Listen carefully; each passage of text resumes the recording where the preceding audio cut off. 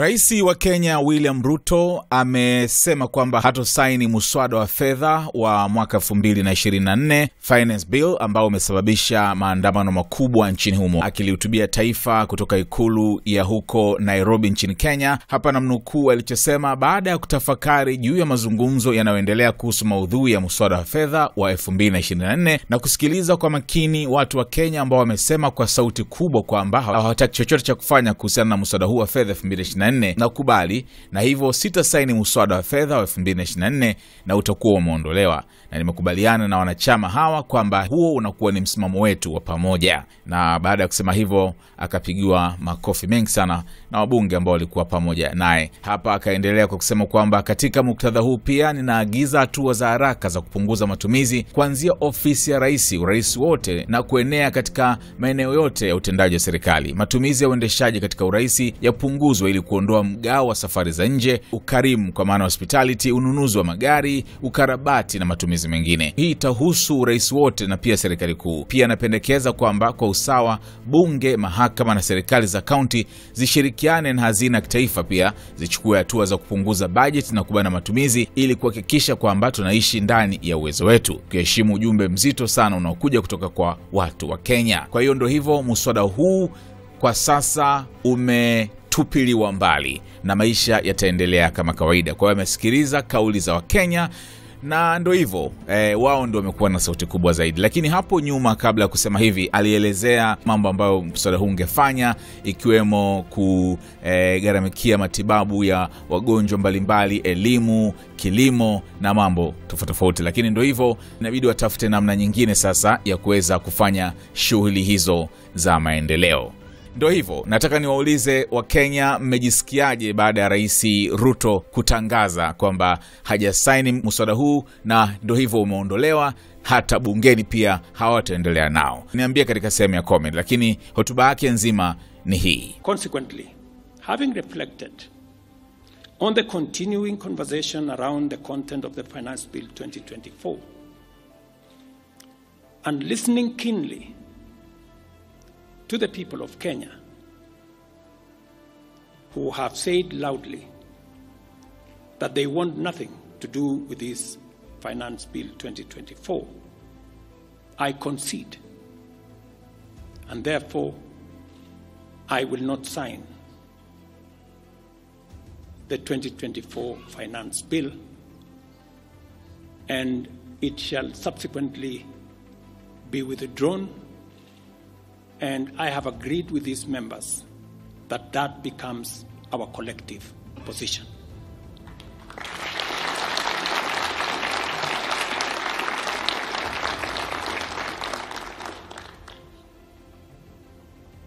Accordingly,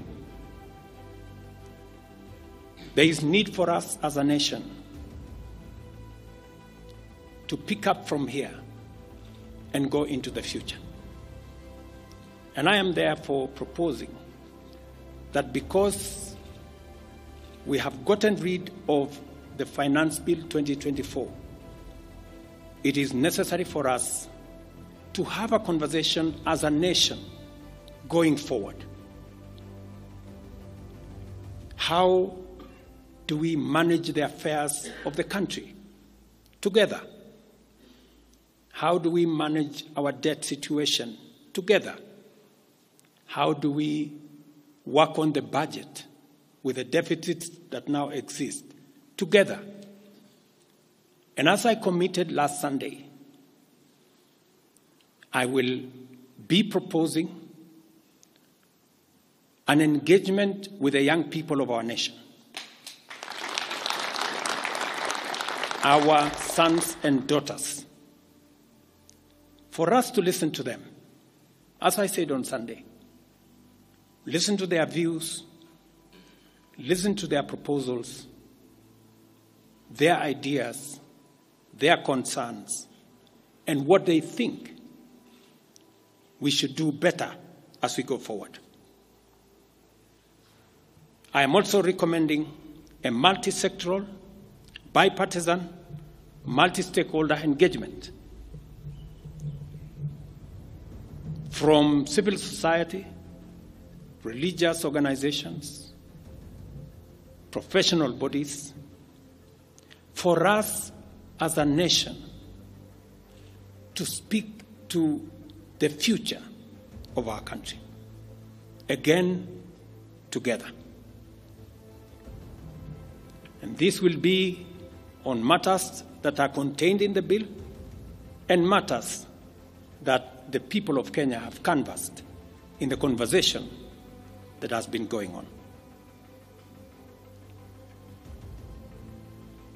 In this regard as well, I am directing for immediate further austerity measures to reduce expenditure, starting with the Office of the President,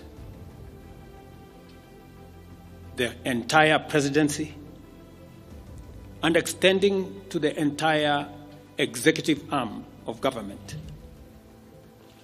Operational expenditure in the presidency be reduced to remove allocations for the confidential fort, reduce travel, hospitality, purchase of motor vehicles, renovations, and other expenditures. This will cover the entire presidency and also the executive arm of government. I also propose that equally, Parliament, the judiciary, and county governments, working with the National Treasury, also undertake budget cuts and austerity to ensure that we do live within our means, respecting the very loud message that is coming from the people of Kenya.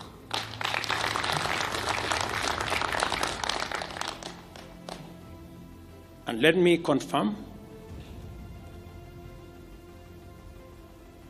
that I have discussed with many stakeholders.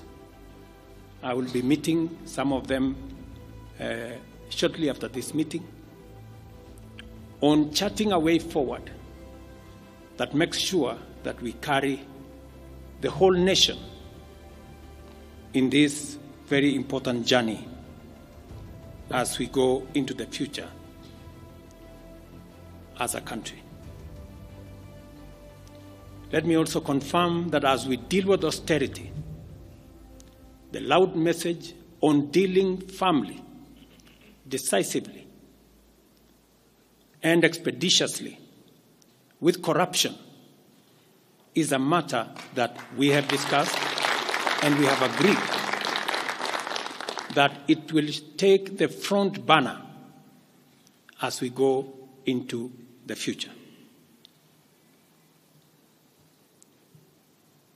We will continue to do this and carry out this very important conversation.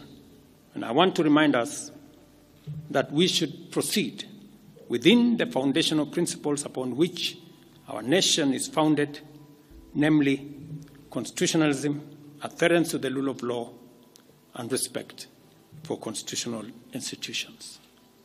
We must continue to operate within the parameters of the law. I thank you.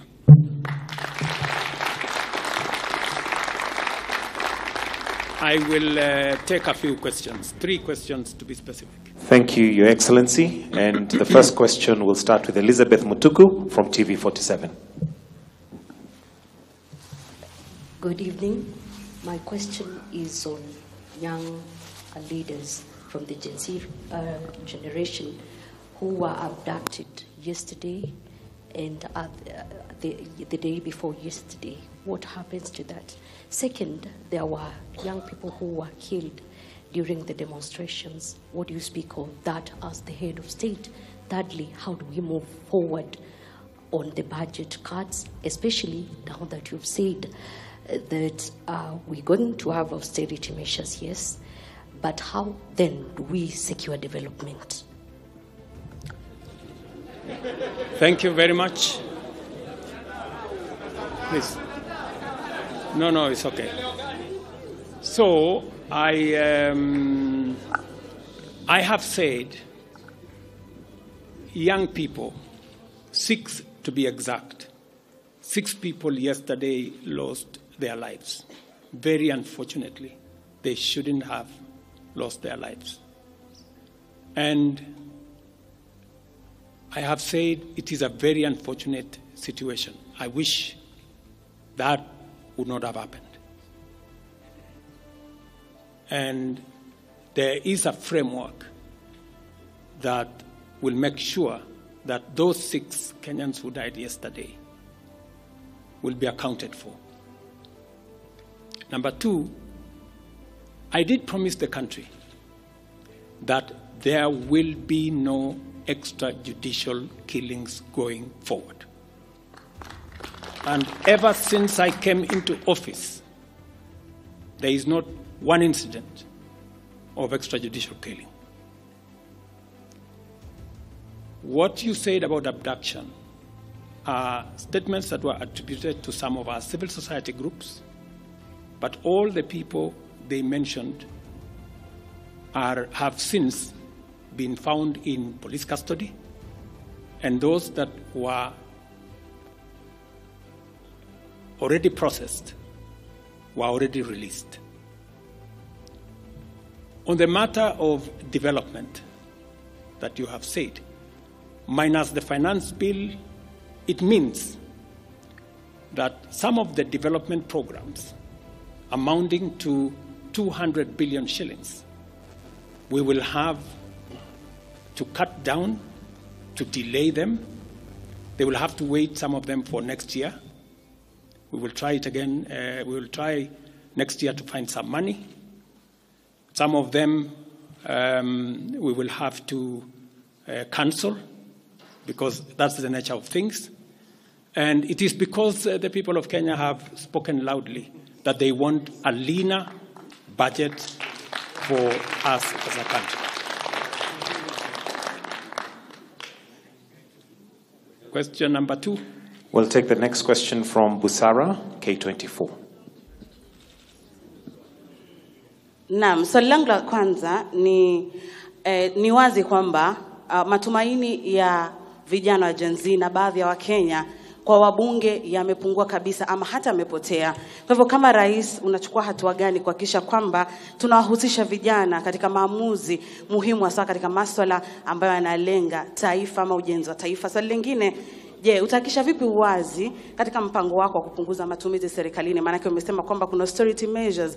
Je, kutakuwa na transparency? Na swali la mwisho, ningependa kujua kama pengine kutakuwa na fidia kwa wale ambao walifariki ama hususan kwa familia kwa wale ambao walifariki hapo jana, na je, serikali itasimamia malipo ya wale ambao hospitalini hivi sasa wanapokea matibabu kutokana na majeraha waliopata hapo jana? Asante. Thank you very much. About 214 Kenyans were involved in various skirmishes, and many of them went to hospital. 95 of them were treated and released. Some of them, I think one is still in ICU, and others, I think 14, the minister is here, are still in hospital. But majority of them were treated and released yesterday. As I have told you, on those who lost their lives, there will be a mechanism of how they will be accounted for. On the young people whom you have said, how do we listen to them? Let me say the following. Number one, I did make a very clear, determined program to create opportunities for young people to work. It was in our manifesto. It is in my plan. As I talk to you, 3 of the programs are going on. The housing program today has 160,000 young people working as engineers, as architects, as quantity surveyors, plumbers, masons, carpenters, artisans, transporters, accountants. We have 160,000 young people working, because I did take the decision that if we don't deal with millions of young people out of school, out of college, who have certificates and they don't have jobs, they will soon become a very big challenge for us as a country, as we are witnessing at the moment. All the young people you see, they are looking for opportunity. They are looking for jobs. And that is why our housing program, once it is fully rolled out, we will have a minimum of 500,000 young people working in our housing program. Number two, I have been very clear on making sure that additional to our housing program is our digital infrastructure, the digital superhighway, the digital hubs, and the whole ecosystem of what we are doing in creating digital jobs. I was in Ruiru with Honorable Kingara, who's right there, not more than a month and a half ago, launching a hub that will hire 4,500 young people under CCI.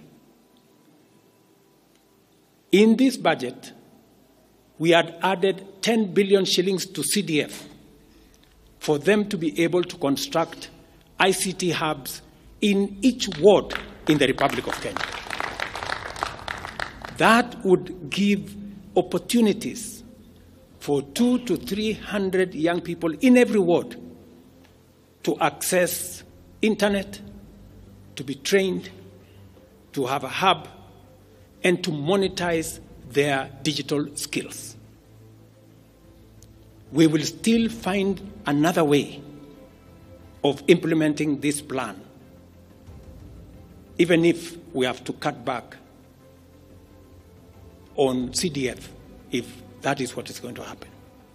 Again, because we believe that young people deserve opportunity.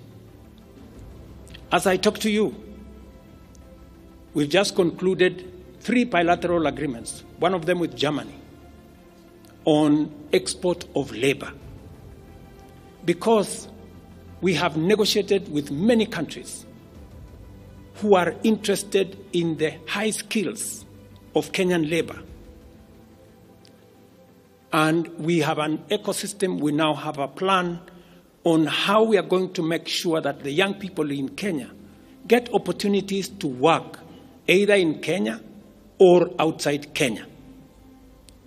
In fact, just last week, I saw on the headlines of one of the dailies, there was a gentleman from my village. He was put on the headline. And he said he operated from where I used to operate, selling chicken. That's why they put him in the headline. And his complaint was, you see, the president has not done well because in this village, many people are going to look for jobs outside Kenya. That gentleman did not know that those people in our village that have gone to Saudi Arabia or UAE, I am the one who supported the program for them to go as part of the export of labor. So he thought that those people were going away because there were no jobs in Kenya. But it is part of this plan I have kept on talking about, because I think it was called Misoy or somebody. If you go and check the headline, I think of last week, Thursday or Friday, he was there. He didn't know, the good young man, that I think we have almost 500 or 400 and something people around that village that have actually gotten jobs outside Kenya. And they are changing that village. And that is actually an admission by that gentleman that our plan on export of labor is working. And number two, that when we committed ourselves to making sure that we create opportunities for young people to work, we meant it. So we have a program on housing, we have a program on digital jobs, we have a program on export of labor, we have a program on the whole manufacturing sector. Let me give you another example. Now I'm talking this as a leader. We deliberately, last year, said we cannot continue to import products that we can manufacture in Kenya. One of them was clinker, cement, furniture, steel. What has happened the last 1 year? Very many, in fact 5 to be specific, companies have sought licenses in Kenya to do clinker, to do cement. And last year, because of what we did, we reduced the import of clinker by 95%. We saved foreign exchange. We created jobs locally. I was in West Pokot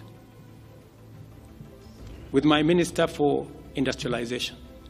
I'm sure the members of West Pokot, they are here. They were there with me in West Pokot, opening a clinker factory that now hires 2,500 young Kenyans, with another almost 2,000 as drivers, support staff, a big market now in West Pokot, expanding manufacturing in Kenya is the right thing.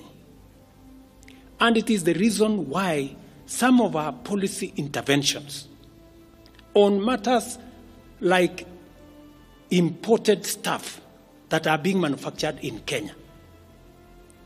For example, we have said substandard, low quality imported sanitary pads from China and other places. How can they come into Kenya when we have 10 companies in Kenya hiring Kenyan young people? How can they come and compete here? All the products that we are manufacturing locally, we must protect our local industries so that they create jobs locally, so that they create opportunities locally. In this finance bill, you will also see that we have imposed duty on potatoes from Europe. Surely, how can we continue importing potatoes from Europe? And we have farmers right here in Kirinyaga. We have farmers right here in Nyandarua, in Molo, in Timau. How can we justify? How can anybody take offense that we have imposed duty on imported potatoes? We have put duty on imported eggs, on imported onions, because we must protect our local farmers. Every country does that. Every country does that. I was negotiating with the Prime Minister of India because they are imposing duty on our avocados. I was in Korea negotiating with the government of Korea because they are imposing duty on our tea, on our coffee, and on our macadamia, including our avocados. Every country does that to protect their market, unless there is a mutual agreement. So these are amongst the things we are doing to make sure that we grow our local manufacturing, create local jobs, create local wealth. That is how we are going to move forward as a country. We cannot continue to be a supermarket for other people's factories. it is important that we also produce our own products. Our young people can produce products in Kenya which are of high quality, which are of international standard, and we can do that. So I just wanted to clarify this point because it is addressing the young people of our country. And I am looking forward to a conversation with my sons and daughters, the young people of this nation, to explain to them the opportunities that they have, and I want to listen to them. What additionally do they want me to do? What can we do better? And how can we move the country forward together? Thank you very much. Thank you, Excellency. That marks the end of the question session. Thank you very much, Your Excellency.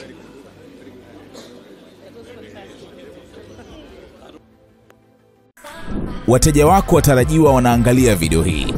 Kama biashara yako ingeonekana pamoja na unachokiangalia sasa, wengi wangegeuka kuwa wateja wako wapya. Tuandikie sasa info@snstz.com au WhatsApp pekee 0659 250 389. Tuifikishe biashara yako kwa wana SNS.